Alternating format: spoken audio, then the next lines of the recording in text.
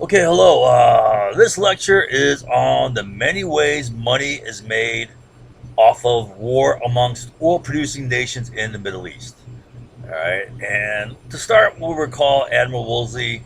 He was director of the CIA, and he said that OPEC's huge share of oil production, quote, increasingly threaten our economic viability, our national security, and the stability of many other nations in the world as well.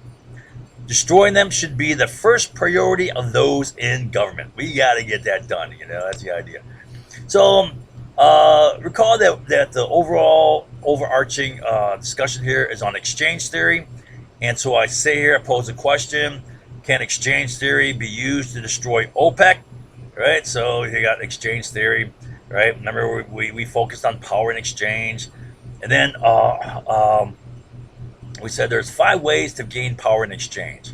Right. So 5 ways to gain power in exchange when you start from a position of weakness. So how can you turn the tables here and get power here from weakness? So one is you find an alternative source of supply for what you need, and then you can eliminate or reduce your need for the other person's commodity. Find an alternative commodity to replace it that is suitable, right? Maybe not as good, but it's sufficient. Acquire something he needs to improve your bargaining power in exchange, right? So you get something that you can better increase your leverage here. Uh, you can create demand, a need within the other person for a commodity you already possess.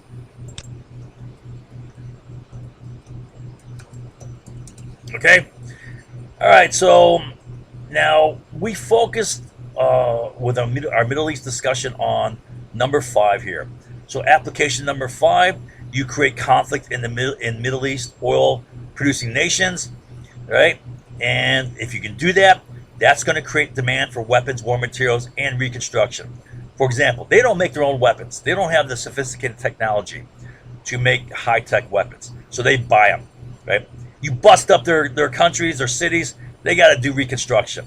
Now, for both of these, that forces them to increase oil production.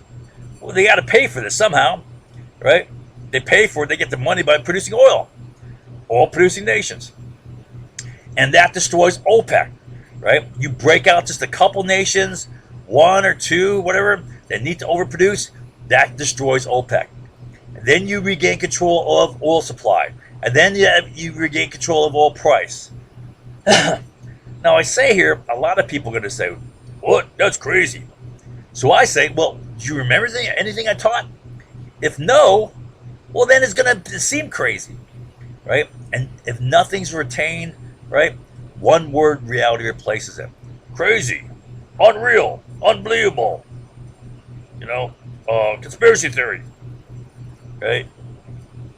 No facts or intelligent analysis is retained, and then you get that. All right, so let's do a quick review of some of the stuff we did in the Middle East to create conflict. Just a quick review. I can't get into all the details again. But, in 1953, we overthrew the Iranian democracy, installed a brutal dictator, all right, when they nationalized their oil. And then we supported both sides of the Iran-Iraq war. 8-year war, 1980 to 88 or so, right? Long war. We supported both sides, supplied weapons to both sides, supplied intelligence to both sides. We supplied WMD to Iraq, right? Fueled the war, extended the war, and the war destroyed OPEC, right? Also, it lowered oil prices, right? So then we gave Saddam reason to invade Kuwait. We encouraged Kuwaiti overproduction to get agreement on to bring Saddam to the table to negotiate their border dispute, right? And then Saddam gets pissed off because he's got big time debt, right, from the Iran-Iraq war. And then we also gave 3 green light signals for Saddam to go ahead and invade Iraq after Saddam repeatedly threatens Kuwait with war, right? I mean, 3 times. And Tariq Aziz, also said it. So there's at least 4 times Kuwait threatened, Iraq could threaten Kuwait with war. And then Saddam placed an army on the Kuwaiti border. Then we give 3 green light signals, right? You never say what they said ever. I mean, there's no reason to say that, you know, Margaret Tutwiler, we have no defense treaty with Kuwait. We have no special defense or security commitment to Kuwait. Why do you say that ever? Why do you offer that ever? Let alone after he threatens them multiple times and then puts an army on the border. Next day you say that. I mean, that's just baiting them to attack. 3 times they gave 3 green lights, right? And then you get the first Gulf War. That's what caused the first Gulf, which killed OPEC for nearly a decade, especially breaking out Saudi Arabia and Kuwait having to overproduce, right? Oil prices down, right? At a time when they should have been climbing. We'll do a quick review of that, right? So it showed how debt can be a weapon, just as oil was a weapon during the 70s. Gulf War I became the source of bin Laden's motives to attack us on 9/11. All of them except for U.S. support for Israel, which was ongoing, right? But everything else, right, was due to the first Gulf War, including the death of all these kids. We'll get to in a second here. Then the USA played dirty games with W&D inspections that were conducted in Iraq from the end of the Gulf War to 1998, right? We undermined them. We sabotaged them. All the while, 567,000 Iraqi kids were dying, or they died, and I'm sure many others.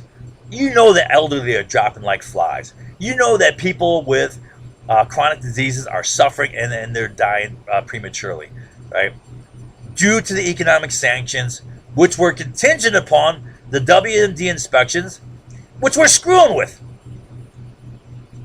And then we lied and maintained the U.S. public perception that Saddam was lying and hiding them. Well, we were the ones who were lying. And then we lied and used 9/11 to justify an attack upon Iraq, using a meticulously planned bait and switch, trick, right? Now, people are gonna say, "Oh, I'd never fall for that." Man, are you kidding me? Our whole damn nation fell for this, right? All right, so. And then that gave us the Iraq invasion war. That destabilized Iraq. It destabilized the Middle East. It created ISIS. Oh, these are great things. It radically increased jihadist movement worldwide. It exacerbated the Sunni Shia conflict, right? Which was really flared up in Syria. Now the U.S. was responsible for making fertile hotbeds for ISIS to take root by making failed states, with our military takedown of Iraq and of Libya, and with neocon, the right wing, American right wing, non-government organizations promoting the Arab Spring, which then spread to Syria, taking down Syria, right? And then Syria, fueling the Sunni Shia conflict. Also, it is helping fuel a little bit of Russian conflict, right? Russia has its, has its stake in Syria, right? Like a bunch of other countries, right? All right, so let's review some of the crazy, seemingly irrational stuff we've done, which is explained by, how we benefit from war in the Middle East. So, have we done a lot of self-serving things in the Middle East? I mean, does this look like pretty self-serving? I mean, do you kind of keep this stuff in mind here? We've done a crap load of self-serving things. Have we done a whole load of dirty dealings in the Middle East? Yeah. Have we done many things that created conflict in the Middle East? Yeah. Is there a clear and obvious pattern here? Right? It's repeated non-stop. Going back to around 1980, it's been non-stop since then. Literally non-stop. Do you think this is all accidental, that we're just like incompetent buffoons screwing up, all right, time after time, continuously, or are we intentionally creating conflict? Then the key question is the creation of conflict profitable? That's what we're going to focus on today. How is it profitable? How do you make money off a war in the Middle East? If so, then the terrorists, right, they think they're attacking the U.S., they think they're weakening the U.S. Man, they're just suckers. They're being played, right? They don't really follow what's going on, right? They don't understand the real money that's made here. And they're just puppets being played, right? You know, just being jerked around by a string, right? Bunch of simpletons. The question is, how is conflict profitable? Is it profitable economically? Oh, you betcha. Is it profitable politically? Can you win elections? Did the Republicans steal the 2002 election, pumping up fear? Right? It worked. Can conflict manipulate the masses into a war using fear-mongering? Right? Has fear-mongering always been effective? Yeah. Will it ever stop being effective? No. Will people learn? No. History's going to repeat itself, I swear. Right? The same stuff is going to work forever and ever. People think, oh, I'll never fall for it. Man, I've seen the same cognitive tricks used thousands of times. Right? Now, can conflict be profitable in and of itself? Is war a moneymaker? Right? Can conflict be used to indirectly control oil prices? Especially important after 1970, we reached peak oil production.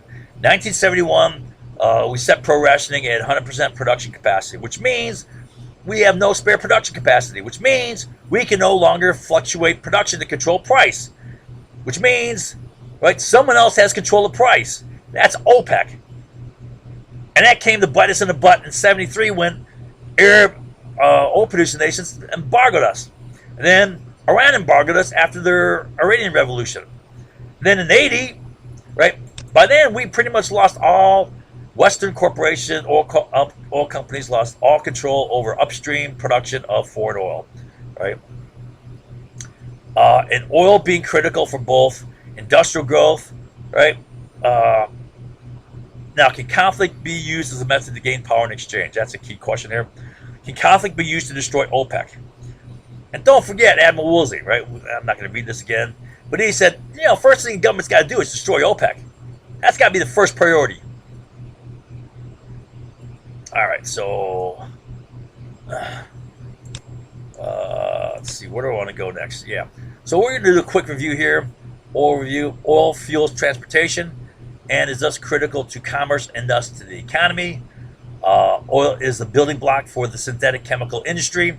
So if it's not made of metal, glass, animal product, you know, like a leather, plant product, I don't know, cotton, whatever, mineral, stone, it's pretty much made from oil. The vast majority of things we use in daily life is made from oil, not from nature, right? It's synthetic. Then the U.S. lost control over oil price by 71, just in time for the oil shocks of 73, 79, right?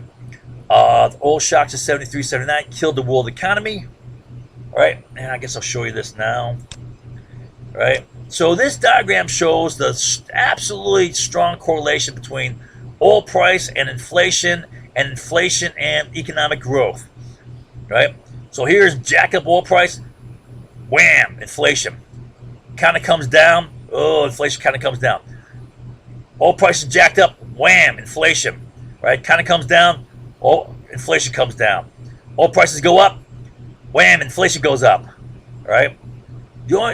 From here on, it starts dropping off, and there's less of a direct correlation here.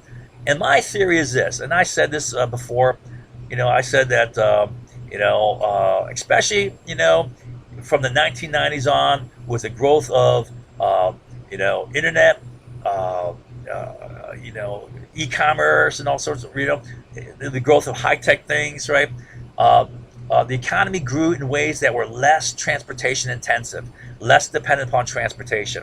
I mean, a lot of it didn't require any transportation, right? A lot of it just bought and sold and passed over the internet, okay? Anyway, so, but transportation is still important, you know, whether it's transportation of goods or transportation of people. It's still a big part of our economy.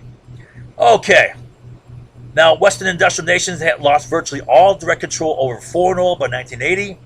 Right, I told you that's when Aramco went totally private, bought out by the Saudi royal family. The world economy is being held hostage by OPEC controlled oil price. A new means of controlling oil production and thus price was needed. So that's what Woolsey's saying. How do you control price? Right? How do you control oil price? How do you bust OPEC? So let's take a look at a brief scan at oil price history here. All right, and this chart graphs world oil price. We're going to focus on the black line here, right? Set in 2010 dollars, so it's adjusted for inflation. Inflation's not a factor, all right? And it goes back to almost World War II. We'll start there. Remember, World War II ended in 1945, and just before it ended, FDR was still alive, and he made a deal with the Saudi royal family that if we keep them in power, they ensure a continuous and reliable supply of oil to us, right?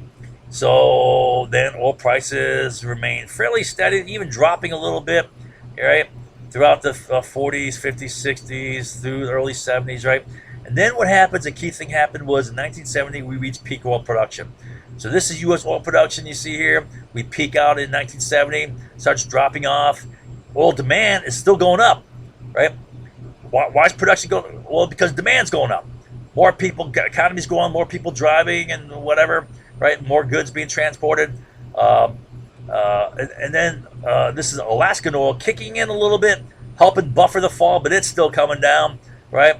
You know, we're dropping our capacity to produce oil until fracking kicks in. This is it's tight oil. That's the slate rock oil. That's fracked oil.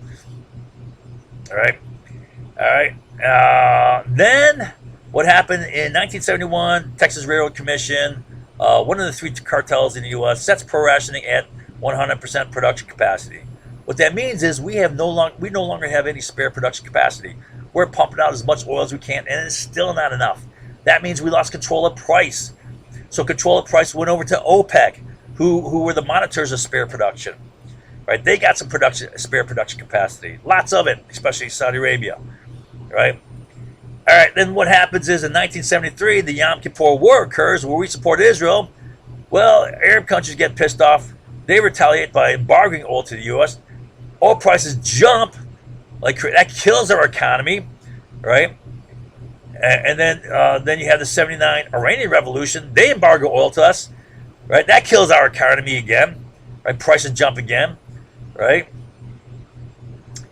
And so the world economies are being held hostage by oil price then, right? Then what happened was economy started recovering in the early 80s a little bit, right? Slowly, bit by bit. But a key factor is due to the high oil prices, a lot of conservation methods were implemented. So demand was down. Even though the economy started recovering, right? Let's see here. Let's take a look at the U.S. economy here. All right, so 70... oh, wait, okay. So here is 80, 70. So economy's recovering. Yeah, U.S. economy recovering. It's still negative, but okay, we're in the positive. We're in the black, right?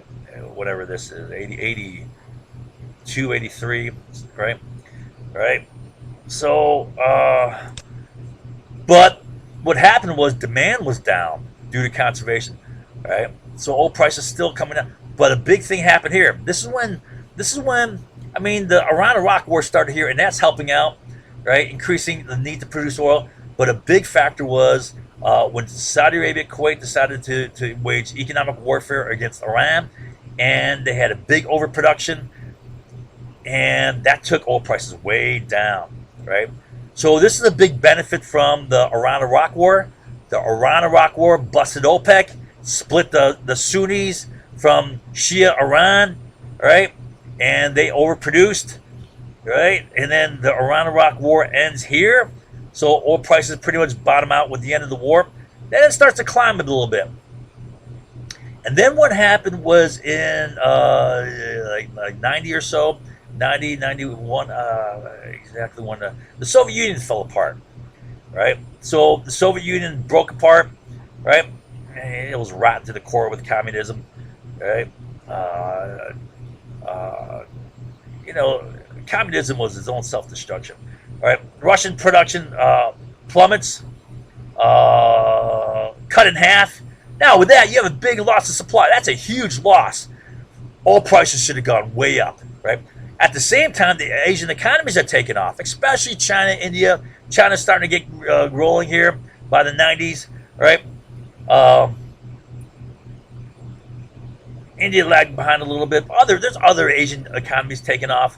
Japan was already taking off, but South Korea's kicking in. All right, oil price should have gone way up, like it did in 2004. Here's about 2004, right? I see that. Look at that steep climb here. It should have been going up here, but what happened is it went down, dropped from here to here. Now the key factor there, almost the sole factor, was OPEC. And what caused that was the first Gulf War. The first Gulf War destroyed OPEC. It was divide and conquer. It broke out Saudi Arabia and Kuwait having major debt due to the first Gulf War. They had to overproduce, right? OPEC couldn't agree upon production restriction, so it destroyed their unity. OPEC is flat on its back, and they can't control price. They can't control production. They can't control price. Oil prices coming down at a time when they should have been climbing, right? Due to loss of Russian production, due to the rising Asian demand, right? And then what happens in about 99, 2000, OPEC reconstitutes, Asian economies start recovering, right? And oil prices start going up. Then you had the George W. Bush recession, all right? A little bit here. And then you had 9/11. And our economy recovered due to 9/11. After 9/11, about 6 months after, right, we shift to a war economy right after that, right? And so we recover, right? And then what happens is oil prices start taking off, and due largely, to a combination of weak dollar and Asian economic growth, especially China and India. And weak dollar, I haven't studied this, but I'm willing to bet that's largely due to big deficit spending by the Bush administration. They're also pumping out petrodollars. Remember? Let's see here. Remember the petrodollars start flooding to the Middle East? Now, it just shows Middle East, but these are going to Iraq. I mean, come on. Right? Saddam goes off the petrodollar here, right? We invade Iraq, we jam them back on the petrodollar. And then suddenly right? It's not that it's going to Saudi Arabia or Qatar or Kuwait. Man, you know that the lion's share are going to Iraq, right? And also, we're pumping out money to Afghanistan. A lot of money's being thrown out there, right? So, I mean, that was a big part of the Bush policy. You're making money, and I'll show you how a lot of money's made off of making money, right? People in position, in the Federal Reserve Bank, man, they're making money off of making money. So you got a weak dollar, right? That's a factor in high oil prices. Why? Because like the lion's share, oil pretty much is bought and sold in dollars. All right, that's a petrodollar we talked about, right? Now, if you got a weak dollar, that means prices are high. Your dollar's not as going as far, right? So that's helping you raise price, and then also Asian economies increasing demand, right? And then here it says you got low spare production, so that's really demand driven here, right? Then what happens is you got the Asian, you got the 2008 financial crisis, 2007, 2008 financial crisis. That tanks the economy, so it's reversed. Oil prices are not driving the economy. The economy is driving oil prices big time. Where the economy tanks, right? Demand for oil tanks because economy's shrinking. People don't have money, so demand tanks, prices drop, right? Then we start recovering, prices start going up again. But what happens is by about 2013, 14, fracking becomes significant. And so fracking is a major supply boost, bringing out price. And then in 2014, OPEC decided to wage war on the frackers. They're gonna drive them out of business. They overproduce, thinking they can do the JD Rockefeller, underprice them, starve them out of business, right? Well, it doesn't work. Frackers survive, right? OPEC quits that by 2015, end of it, right? They tried it for a year, all right, and then prices start going up again, right? But prices are being stabilized by fracking. Okay. Anyways, okay. So, all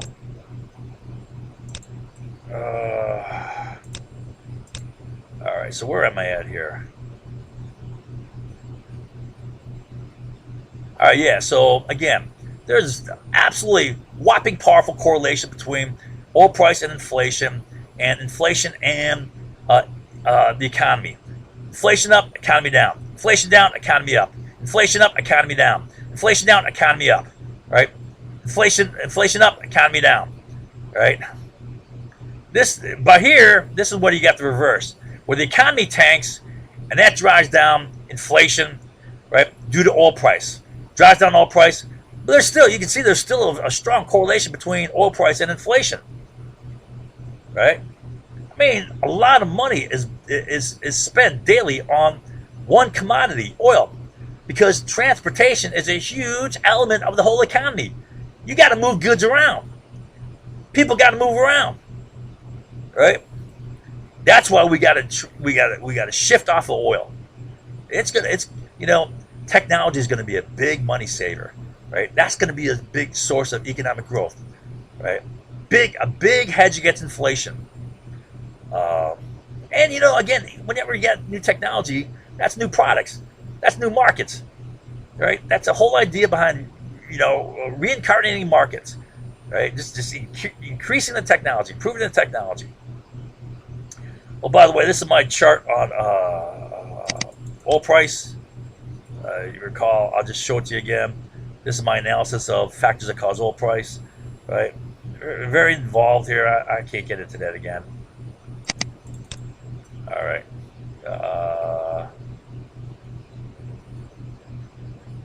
So where are we at here? All right. Now, next thing, this is the lion's share of what I want to teach. This shows you the many ways money is made off of war in the Middle East. All right. And, it's kind of complex. I hope people will follow it, right? And I call it my thesis. I mean, this is rock solid, right? But, as far as saying that, this is why they did it. Well, you can never prove that unless you got a plan in your hand. Unless you get these guys on record, right? Somehow they make a mistake here and they drew up a comprehend. They drew this out and somehow it leaked, right? Well, they're not that stupid, right? So you're never going to get a paper trail on this, right? So perhaps I can't absolutely prove that this is the reason why. But I mean, come on, anyone with a brain looking at all we've done to create conflict in the Middle East, the whole series of things, right? All right. So perhaps I can't absolutely prove this, but it does explain the big, long chain of U.S. actions that created conflict in the Middle East.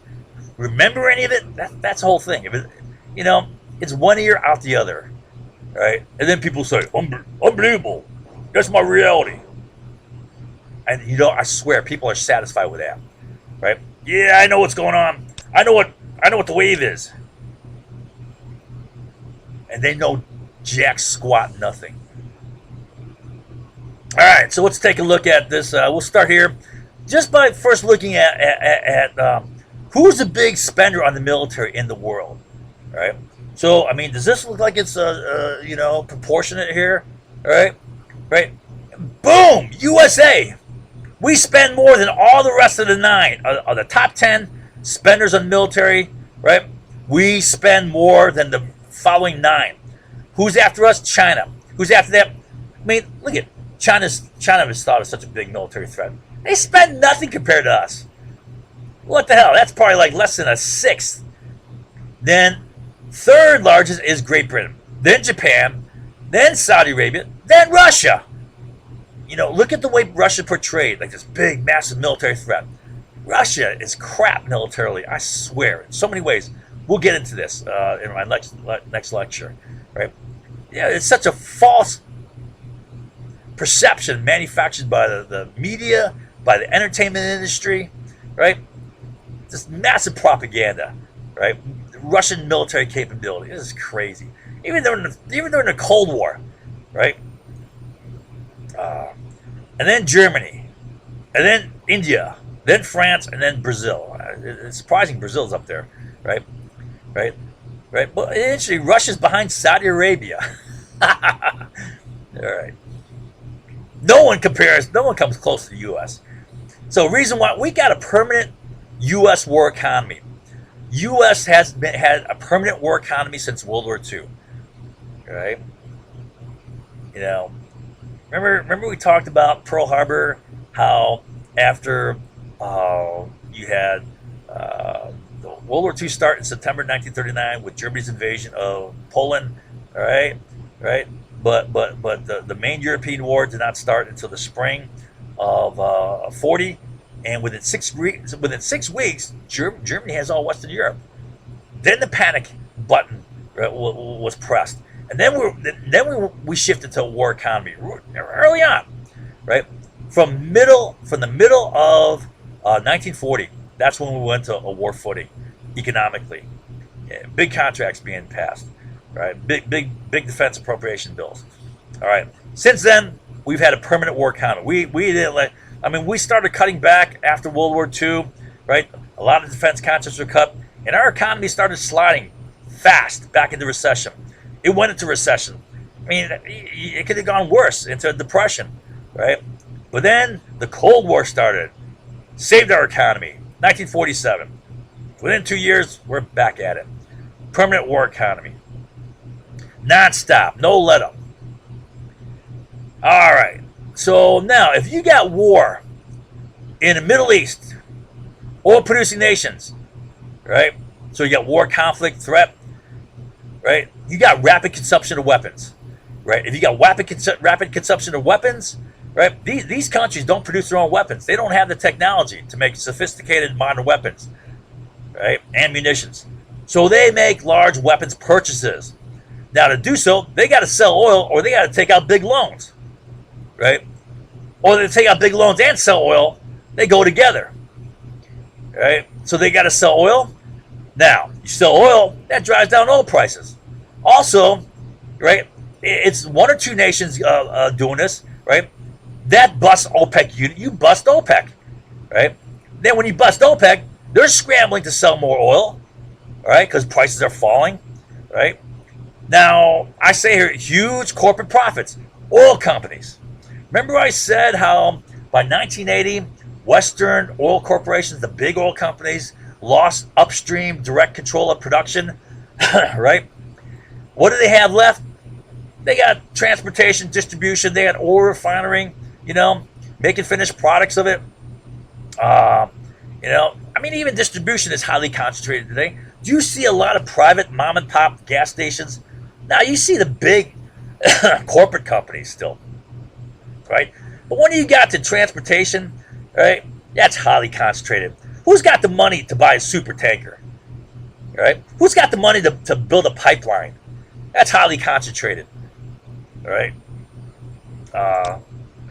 And given that they're no longer involved in upstream production of foreign, prices come down. That means their profits go up, right? Plus, it's a big boom for the economy, right? All right. So let's see what else here. Increased ability to tap profits off of upstream, off of the stream of resource flow. Okay, so large weapons purchases. So we'll focus on that. Large weapons purchases. There's super high profits to be made in weapons. Weapons are a high profit industry, right?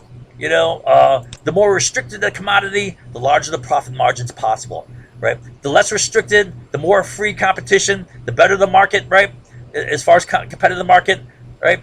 you got narrow profit margins. And what does that do? That increases the efficiency. All right, which means higher quality products for a lower price. That's what economic efficiency is. Better products, lower price. Right? You don't get that with the weapons market because it's highly restricted. Right? Now these are high tech. Not only are they highly restricted, they're high tech.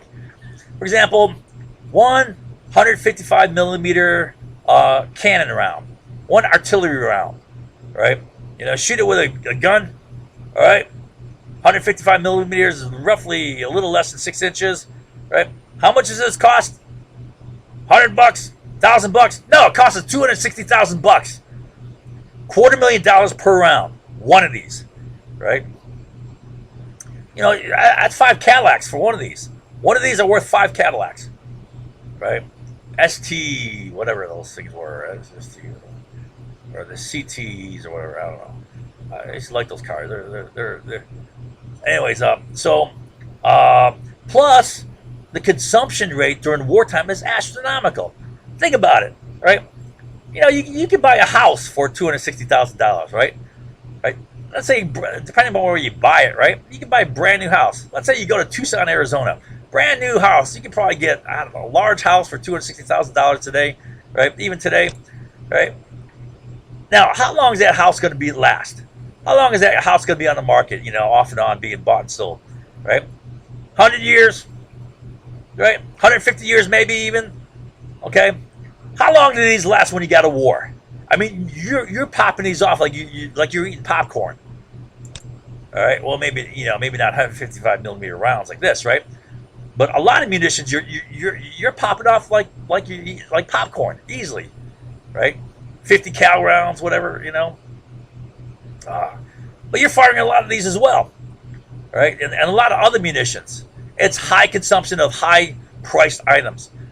Now, these are all restricted commodities. You restrict the market when you have a restricted commodity, just like drugs. Illegal drugs are a restricted commodity. That's what makes it a high-priced thing, is the fact that cops are trying to, stop that. Increases the market value of it, all right? I mean, that's one of the reasons. That's one of the arguments for legalizing marijuana, right? You undermine it as a high-priced, high-value, commodity that gangs you can tap into, illegal activity, right? So it's a concentrated market. You have limited manufacturers. That limits competition, right? I mean, none of this stuff. Look, right? 260,000 for this. 167 million for one of these planes, F-16s, sold to Iraq. Why? Because Iraq is now our client state. They're no longer buying Russian stuff. They buy U.S. We invade them. They're buying our stuff, right? Apache helicopters. They're buying them, right? 35 million. I mean, you think you're going to get a competitive market for nuclear buy? You're going to go to Walmart and buy one of these off the shelf? Oh, let's compare prices. Let's see. This was made in China. This was made in Russia. This was made in France, right? Okay, we'll go shopping for nuclear weapons here. Walmart, right? Oh, hell no. They're super restricted. Now, let's do a quick review of the Industrial Revolution and the military-industrial complex. All right, try to put this into perspective. So, here's the large overview of the Industrial Revolution. And remember, the Industrial Revolution was machine manufacturing. That's the key behind the Industrial Revolution. Machine manufacturing, right? No longer making it by hand, right? That increases both the massive quantity you can make, the volume of production, and also probably can increase the quality too, right? Machines can make less mistakes. So the first stage, there's 7 stages, right? Here's stage 7. 7 stages goes through. First is textiles, right? That's where it started. Started in Great Britain, And then the second stage and third stage roughly occurred at about the same time. Second stage would be using ag machines to produce food, right? Third stage being iron and steam transportation, mechanized transportation, steam engines, powering locomotives for trains and also steamships, also steam engines, driving machinery now. Okay, for the Industrial Revolution, and then the fourth stage is pretty much steel. I mean, a lot of people say, you know, it was steel plus also the second industrial revolution. They call, chemical industry, electricity, oil, internal combustion engine, telephone. Right? Uh, that's not true. None of those really became a viable market to the 20th century, and often well into the 20th century. Okay, I mean, World War II, 1 in 3 homes had a telephone. Very few people had cars back then, right? I mean, even it was in the 1950s is when cars took off, right? Became right, and that that was the fifth industrial revolution, right? The fifth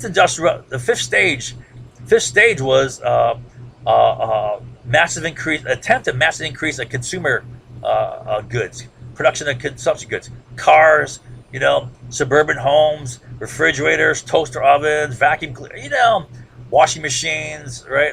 Right. It wasn't enough. Still required military industry. Uh, Sixth stage was the rise of the service sector. The service sector rose steadily, right? I don't know. Let's take this like 1770s, 17, I mean, 1870s. It's going up. I mean, it's always been around since there were prostitutes, for example, right? But but it's going up. But by the 1950s, there was a significant jump, right? Service sector really started to accelerate a little bit in the 1950s, and then with the 90s, yeah, the rise of the internet, information, high tech, and this shifted. This is a part of the shift away from transportation intensive. Uh,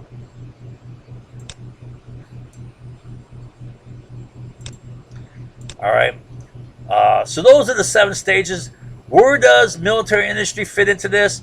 Well, as far as weapons production and the Industrial Revolution, they really came together prior to the Civil War here. But the first big war that used weapons were involved in the Industrial Revolution was the Civil War. But it started earlier than that, 1830s to 1850s. Uh, uh, the application of mass production techniques and machine production occurred in the U.S. And this was the rise of what's called the American system. Uh, from this outgrew, the assembly line and all that stuff, right? Okay, so the American system, armory practice, machine mass production of arms, perfected by the 1950s, 1850s, it vastly increased production volume. And if you increase production volume, it vastly increase profits. All right. So big money making.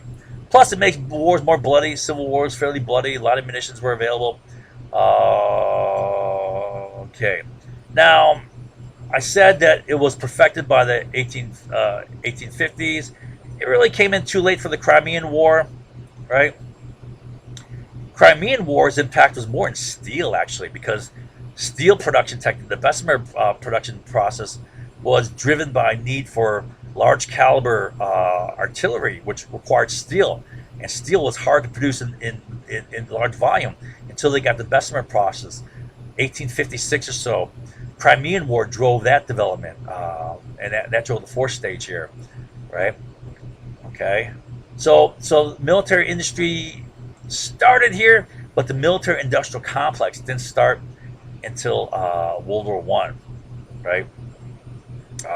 World War One, first of all, pulled us out of an economic depression, and in World War One, it was realized the vast mountains of wealth that can be made off of war, right? It was the birth of the U.S. military industrial complex, right? And recall this power elite diagram, how these bonesmen, right? Power club, right? All these guys were directly responsible for all these wars, right? Remember, Brown Brothers Harriman financing Hitler, the Nazi Party, helping build the Nazi war machine, all right? running four Nazi corporations they ran in support of their economy, their war industries, right? Even a year into we're at war with Germany. They're still running these corporations, right? So they had an impact in World War II. I mean, Hitler's the main cause, right? No doubt about it, right? The main cause is World War One and the outcome of that. But okay, Hitler was directly the cause, right? But they're adding to it. These guys made huge profits off of World War One. They're in the War Industries Board, right? Architected the Cold War, created the Vietnam War, 30-day plan. George McBundy, Harriman being the linchpin there. Bush 1, Bonesman. Bush 2, Bonesman, giving us the first Gulf War, giving us the War on Terror, giving us the second Gulf War. People are going to say, "Oh no, Bin Laden gave it." Well, the Gulf War was the source of all but one of Bin Laden's motives, right? Every one of them except for Israel, which existed already. All the rest of his motives came from the first Gulf War. Then who's profiting off of this? They are. KBR, Halliburton, Dresser Industries, owned by, right? Who owns Dresser Industries? Brown Brothers Harriman. Who are partners? All these Bonesmen are partners in Brown Brothers Harriman. Who's director of Dresser Industries? Prescott Bush. Who worked for Dresser Industries? George H.W. Bush. Who's CEO of Dresser Industries? Neil Mallon, right? These guys are making the wars. They're profiting off of these wars. This World War One was the start of the U.S. military-industrial complex, right? Do they have an interest in war? Do they profit off of war? Oh, you betcha. All right, so that kind of shows you the how the military-industrial complex, the vast profits, right, were made possible by the Industrial Revolution. So, and here's another view of it. It's analysis of the evolution of warfare, right? And it's very consistent.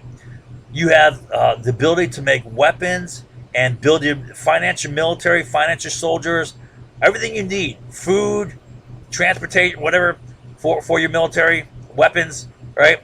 And with the weapons, you control revenue generation, right? How you make money. With that money, the profits you tap off there, you use that to build your military, okay? Right? So it's consistent. It's just same pattern here, right? All right? Until you get to the bottom here, right? So now the first stage you could say is classic empire building.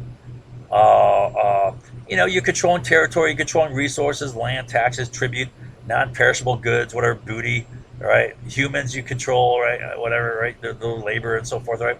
And you tap profits off of that, right? It's how you tap profits, how you control the stream of revenues, how you control the stream of commodities and goods, right?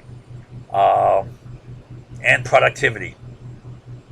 All right, so mercantilism involves more arbitrage, transportation, control of trade routes, right? Capturing profits here. Colonialism is a little bit of upstream integration, controlling the source of. So you're not just doing arbitrage, right? You're doing arbitrage plus you're going upstream. You're going to those foreign territories. You're controlling the source of the resource production, right? That's part of colonialism, right? And then you control the economies. You control you tap more profits in controlling the economies of those countries, right? Not only do you capture profits to finance your building of your military forces. Your building of your military forces go back and make you profits. That's due to the Industrial Revolution, right? Where you're profiting off of this massive amount of weapons production. No longer just a resource acquisition, but weapons production itself becomes a major source of profits, right? So it's no longer just resource acquisition and arbitrage, right? You make money off of making weapons, all right? Weapons production is a moneymaker. Okay, and it's totally Keynesian economics. Keynes talked about underutilized production capacity. How you can use fiscal policy to make up for that, right? It's demand side economics. You drive demand, right, and in so doing, you increase the velocity of money, and that drives your GDP. Why? Because GDP is the simple equation is the size of your money supply times the velocity of money, right? So Keynesian economics, like spending from the military, right, is part of increasing that velocity of money, right? And then the federal budget is always at least or more 50% military, right? Plus, on top of that, you got a times four multiplier effect. So I mean, you're looking at maybe like 3 to 4, let's say 12 to 16% of the economy is dependent upon military industry, right? And the military. Okay. All right. So, yeah, that's a large chunk. Okay. All right. So there's more to it than that, but I'll cover a lot of that in this diagram. Let's go back to this. So yeah, that's how you make a lot of money off of weapons, right? Increased ability to tap the profits. Oh yeah. So you get stocks, right?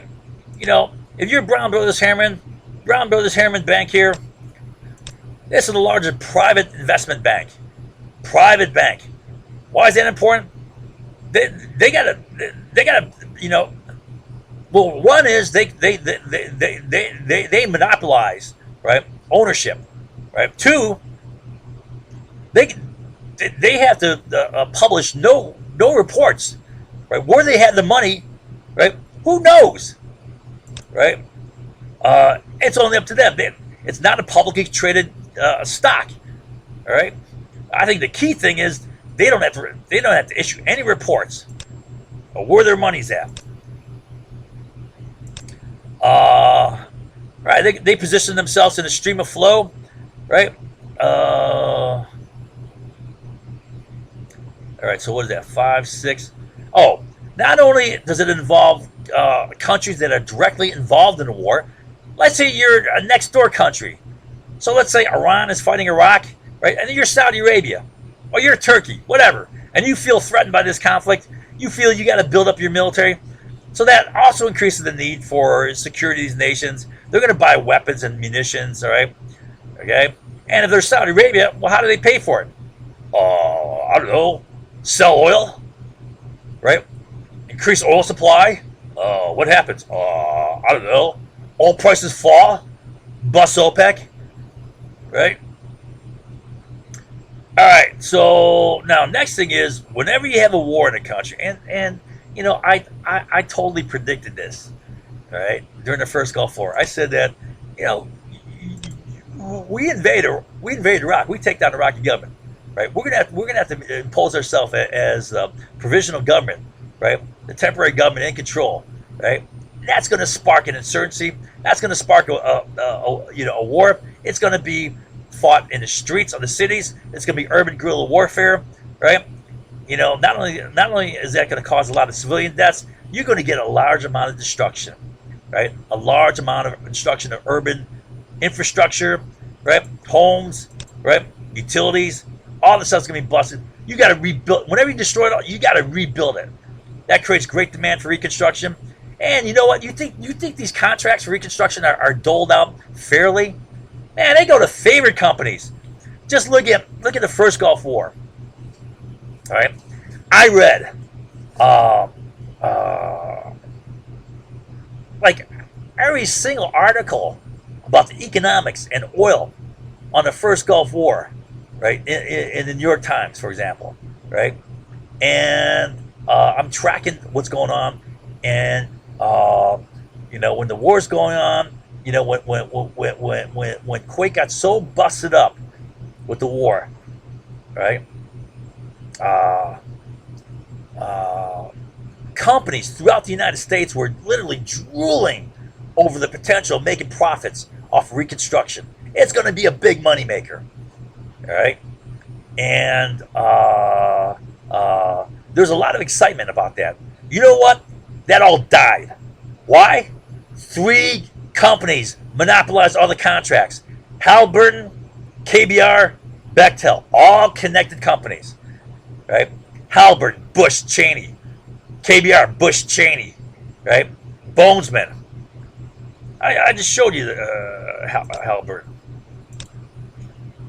Halliburton grew out of Root Brown, owned by Dresser Industries, owned by Brown Brothers Zimmerman, right? Partners, these guys are the partners. Bonesman, right? KBR, owned by Halliburton. Dick Cheney, CEO Halliburton, right? They're making all the money.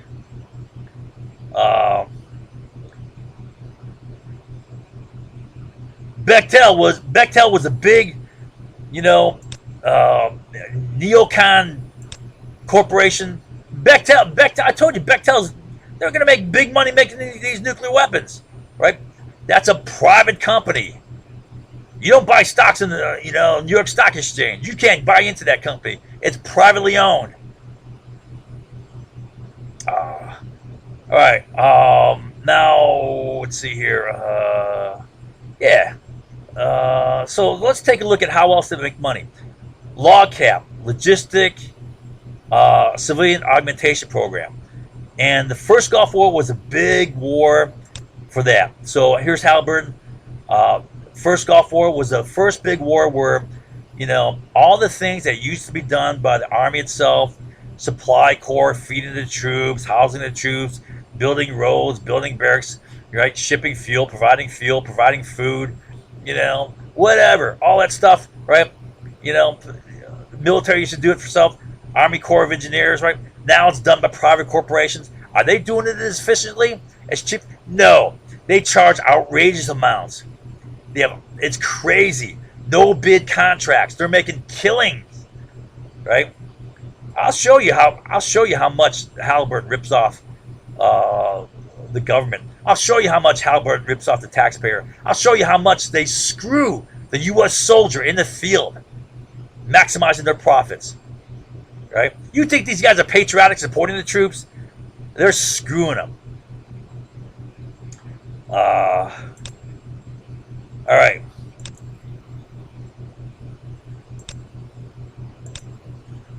Okay. And then the second Gulf War, invasion of Iraq, became the big war for private military security mercenaries.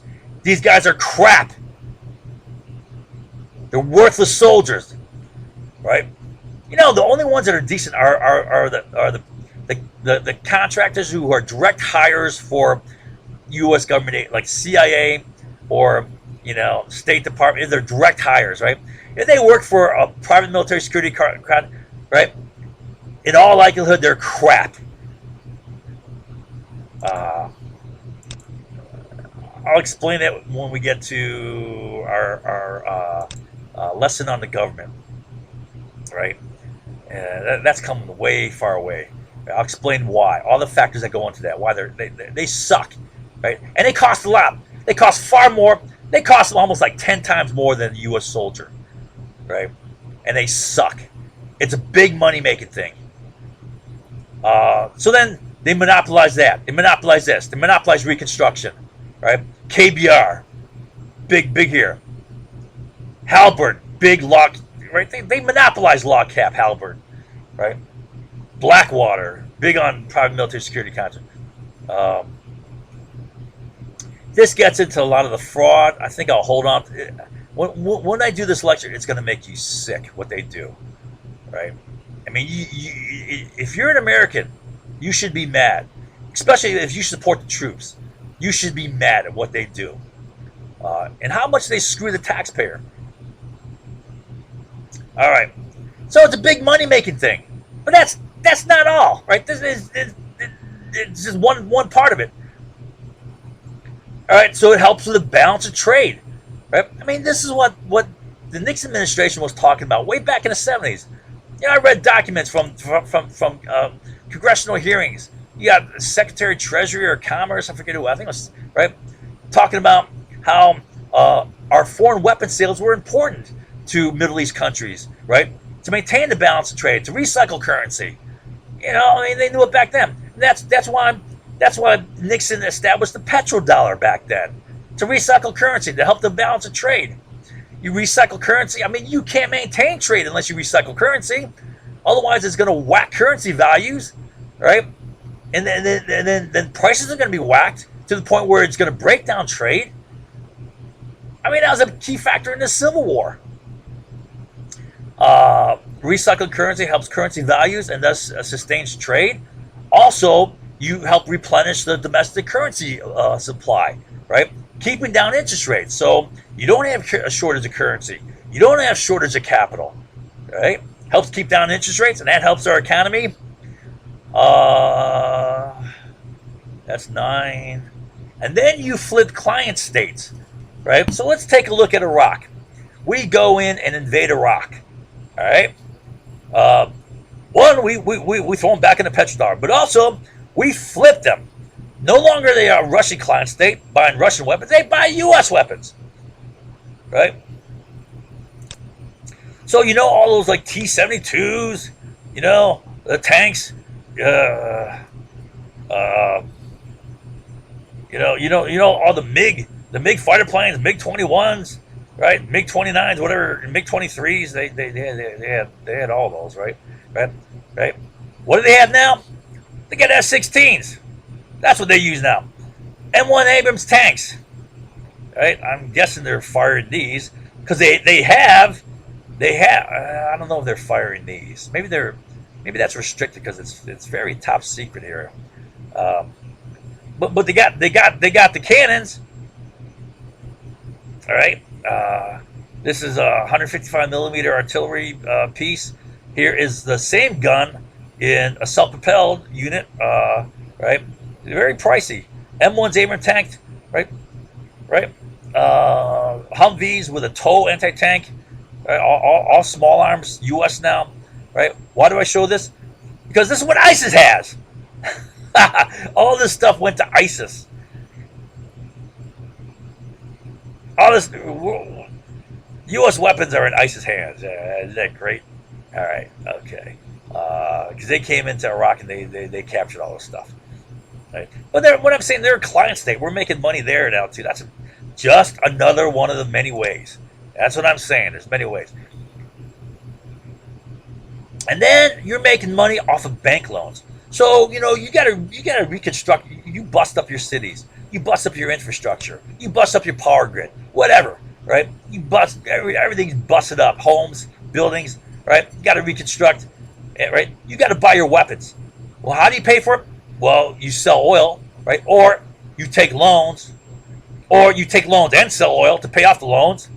One way or another, it's going back to oil, right? But you're making money off servicing these loans, right?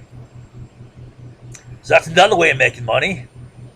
And then you protect the petrodollar. Remember back in October 2000, that's when Saddam went off the petrodollar, right? He's just signing his own death sentence here, right? Like Gaddafi. Gaddafi's trying to go on to the dinar, right? He's just going to get whacked. All right. So petrodollar, all right, oil traded dollars. Okay, so let's take a look at that. Remember I did an analysis of the petrodollar already. Remember I said it's just like Iran nationalizing its oil, where the threat is not just Iran doing it, it's everyone else doing it. Saying, hey, Iran got away with it. Let's do it, right? You gotta stop that, right? So it's not just Iraq doing it, going off the dollar to the euro. It's everyone else doing it, right? And what I say here, right, threat here's OPEC. Well, it may not be. So the threat's not just Iraq doing it; it's everyone else doing it. Not just OPEC, but anyone throughout the world, right? And the threat may not be, right, a challenger. The petrodollar is so dominant, right? You may not have someone, surpassing the petrodollar, but you can have other currencies cutting into the dollar's business. Is what I'm saying. You know what I'm talking about? So they can start taking away some of the dollar value, right? And it's not just one currency. Some of the prime challengers could be the euro, yuan, a dinar, Russian ruble. And Russian ruble is not going to get enough traction, I bet. Russian economy is not that big for one thing, right? But plus we got sanctions on Russia too. But the yuan started trading. What did they do? They purchased a bunch of shares of Aramco. Aramco is now accepting yuan, um, as far as I understand. Um, okay, so oh yeah, now this is all petrodollar exports, right? And this is this is France's stake in it, right? That whole Gaddafi thing, right? It was a threat to the French franc. All right, then I did an analysis of the petrodollar. I don't know if you remember this, right? It's very involved. I'm not going to go through all this again, and I just want to point out one thing here. Remember, I told you the method. One of the methods that are used to attack my work is, the liars know that the masses aren't going to retain squat. Really, all they got to do is shift focus on the one little thing out of all this. And a lot of my work is far more complex than this. This is one diagram. This is one diagram out of many, right? In one lecture, right? They'll focus on one little thing they think they can attack. Shift all focus here, manufacture an attack, and use that to say, see, it's all crap. And they're wrong about this. Right? You see how it works? I've been telling you this method, right? And this is one example of how they do it, right? And it worked. Everyone's running around, it's all crap. Why? Because that's made into a big wave in social reality. And that's all people know. The big wave. Right? You could say this in one sentence. Right? He's an idiot if he thinks that, the current account deficit. They don't even know what current accounts means. The trade deficit to China is due to our spending. Right? That's not the only factor, but it is a factor. Right? It is a factor. This is totally valid, right? All right. So that just shows how how lies are how they lie, and how perception is based upon nothing, right? People don't retain stuff, right? What do they end up? Some simple wave in 2 sentences, and people saying, "Really unbelievable, unreal, conspiracy theory." Okay, and that's good enough for them. Why? Because that's all they have in their brain. So I'm not going to go through this on the petrodollar again, but the petrodollar is important for sustaining dollar value, right? It's not the only thing. Let's see. Oh yeah, here's my analysis of factors for dollar value, right? I'm not going to go into all this. There's many factors, but I'm telling you, petrodollar is one of the factors. Okay, it's a significant factor. A lot of money is bought and sold in dollars every damn day. Right? This is not just OPEC.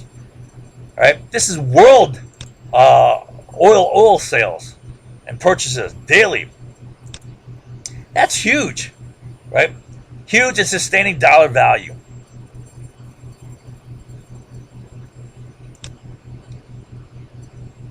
All right. So that's petrodollar. Then we'll get into how the Federal Reserve Bank makes money off of deficit spending, and how the petrodollar helps sustain that. Okay, so you got big deficit spending. Big spending by the U.S. government. All right, bank bailouts, stimulus package, war in Iraq, war in Afghanistan, war against terror, blah blah blah. Big spending. How do you pay for it? You pay for it by raising taxes? Oh hell no, right? Right? You finance it with debt, right? So the big spend. Oh, what I have here? What's funny is these Republican politicians, right? I laugh at them. They all say, "Oh, Obama's a big cause of the deficit." True. A lot of deficit grew during Obama, right? We got like 18 trillion dollars, maybe more. I don't know. Deficit, right? What is a deficit now?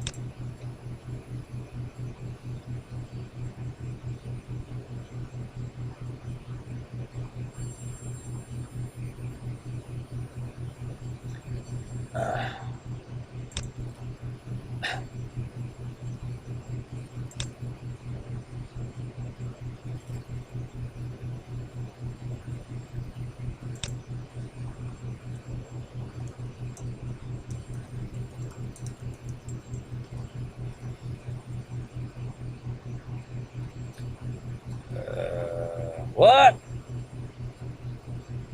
26? What? That can't be right. What? 26 trillion? Is that big? Maybe so. That's what Trump, man. Trump's whacked the deficit. Big tax breaks, right? Fiscal irresponsibility. Maybe it is that big. 26. Shoot, I didn't think it was that big. U.S. debt. What is this? Let's see. What are Treasury or Fed Reserve Bank? Fed Reserve. When did they got information? Federal Reserve Bank.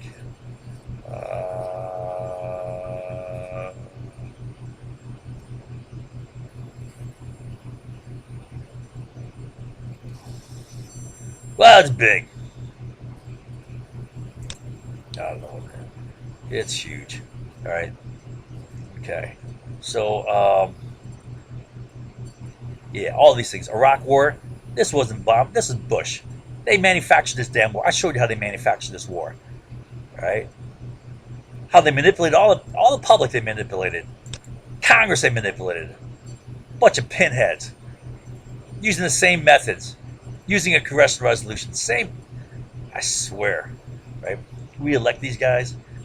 And then the bailout. Bailout for what? The Bush 2007, 2008, financial crisis. Stimulus was Obama, but that was due to the financial crisis, right? All right. So now, how does the government pay for the debt?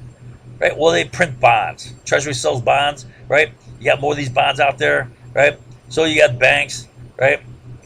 Financial institutions, other countries, whatever, China, buying these bonds, right? That money is going back to the Treasury, right? And I explained the whole thing. Where we at here? I explained, how the supply of bonds, right, results in falling bond value. You get a set return rate, the coupon rate for the bond, all right, and that drives up interest rates. So interest rates are going up. This can raise interest rates by decreasing bond prices, raising yields, reducing money available in the market, right? So the Fed response: interest rates are not good. High interest rates are not good for the economy. So the Fed responds to this. They have three main tools: control the discount rate, which they lend to member banks, right? And after this bailout stuff here, after the crisis, they had discount rate of 0, right? Free money, right? They're making money. That's okay. They get to make money, so they're trying to pass out money for free, right? You think they're taking a loss here? No, they're making money by making money, right? Federal Reserve Bank's making money with a 0% interest rates, right? So you got or you can adjust the reserve requirements for banks. The Fed doesn't mess with that. And then you have open market operations. This is the main, most used method the Fed uses to control interest rates, and they buy and sell securities or anything else, like mortgage-backed securities, the crap that took down the economy in 2007. And they buy these government-sponsored enterprises, securities from them. Fannie Mae, Freddie Mac, Tennessee Valley Authority, and Farmer Mac, whatever, right? They buy and sell them, right? If they buy these bonds, if interest rates go up, they buy back these bonds. So Treasury sells the bonds, right? These guys buy them. The Fed goes and buys them back from them. We'll buy them back from you guys, right? Right. So they're probably making a profit. The Fed buys them back. But how does the Fed pay for it? They make money and deposit it in these institutions' Federal Reserve bank accounts, right? They make deposits. Now, does it cost any money to make that money? Not much. A little bit of electricity. Someone to type it into into their account, right? Some computer, right? You know what I'm saying, right? That's called seigniorage, the profits you make off of making money.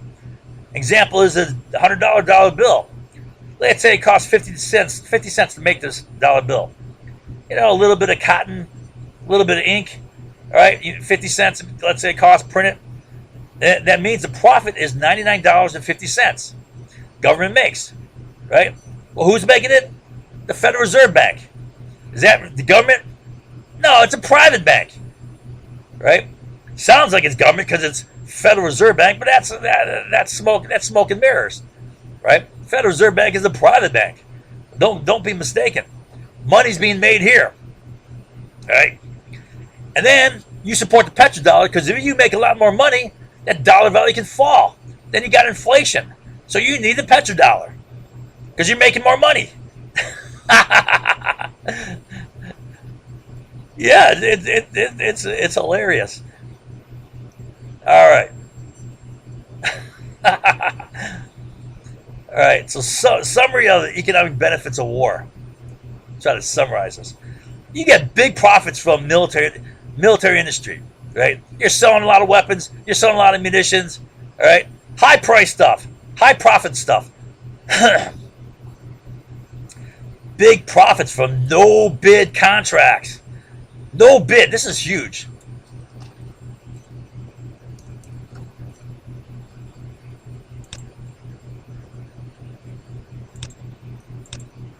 Is no bid is that the American way?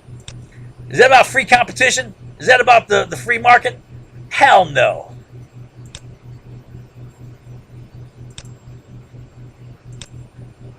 All right. For what? What companies? LOGCAP. Right? That's Halliburton. Private Military Security Contract. That's KBR. That's Blackwater. Right? Reconstruction. Bechtel, Halliburton, KBR. Right? You get favorite companies getting all these contracts. You bust OPEC, regain control of oil price. Oil prices go down. Big corporate profits due to that. Remember I told you how they may have lost upstream production, right? They still got everything else. And lower prices, oil prices, boost their profits. You bounce trade, recycle currency, help keep interest rates down, right? Help maintain the volume of trade. Protect the petrodollar, right? Right? So you can make money while avoiding inflation. You can still make more and more money. Big profits from loans to oil exporting nations, right? The monies you make here servicing loans. Big profits from making money through monetizing debt, right? Multiple ways of making money here, right? I mean, you look at this, right? Does this look like a rocket, right? I mean, does it look like a shakedown? What are they shaking down? They're shaking down the oil tree, right? Squeezing more oil out of the Middle East, right? They're shaking down the American taxpayer, right? They're shaking down anyone who uses the dollar. You're expanding the dollar supply. Where's the value for the new money come from? Well, all the rest of the dollars that you have, right? You got a weak dollar, right?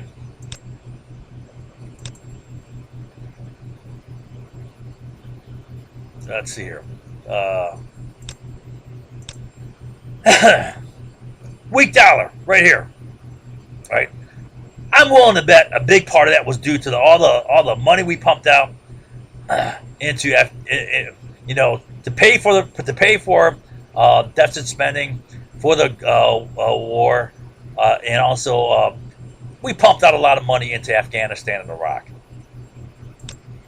I'm willing to bet that's a big part of it. I mean, I admit I haven't studied it, but I mean certainly that's got to be a part of it. Okay. Who's making money off pumping out those dollars? Private owners of the Federal Reserve Bank. I tell you, it's a big money-making racket all around, if you understand this. So is conflict profitable? Right? Is conflict in the Middle East profitable? Have we done a whole boatload of crap to make conflict? Are people making a lot of money off it? I'm telling you, if you understand all the economics, you'll see that plenty of money's being made all around. If you don't understand it, then it's conspiracy theory. What everyone's saying. I swear it comes down to that. All right. So, next lecture, I'm going to focus on Halliburton. And like I said, if you're an American, if you really are, if you really are a true patriotic American who cares about the American soldiers, right? Cares about what's right, right? You should get pissed off at this. If you're a typical American who cares about their ego and pride and wants to believe what makes them feel good, like me first, which honestly is human nature, right? Well, then you may not be offended by this, but you ought to be. You'll be. You may be offended if you think this is coming out of your pocket. That's it, right? If you're a real person who cares about what's just and what's right and what's good for the American soldier, you should get mad at this. All right, so that's it for this lecture.